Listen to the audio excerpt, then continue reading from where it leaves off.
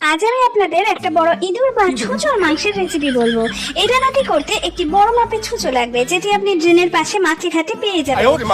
পেট বরাবর চিড়ে নিয়ে নাড়ি ভুড়ি ফেলে দেবেন, আর chilli flakes, soya sauce, spring onion, লবণ, ভিনিগার সবকিছু দিয়ে ভালো করে মাখিয়ে নিতে হবে। আগে থেকে পুড়িয়ে রাখা পদ্ম পাতার মধ্যে মুড়িয়ে ফয়েল পেপার দিয়ে মুড়িয়ে ফেলতে হবে। কড়াইয়ে জলে ভেজা ইটের গুঁড়োর প্রলেপ দিয়ে তার উপর ছুঁচোটাকে রেখে তার উপর দিয়ে আবার ভেজা ইটের গুঁড়োর প্রলেপ দিয়ে দিতে হবে। রান্না হয়ে গেলে শক্ত হয়ে যাওয়া ইটের প্রলেপকে ভেঙে ছুঁচোটাকে বার করে নিতে হবে, আর টেবিলে রেখে খুলে দেখলেই হয়, বাহ, সুন্দর তৈরি হয়েছে ছুঁচোর মাংস।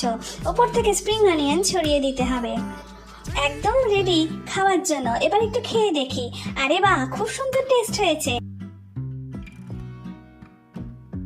হ্যাঁ, সবাই এনাদের লাইক করে দেবেন, এরা অনেক কষ্ট করে ছুঁচোর মাংস রান্না করেছে।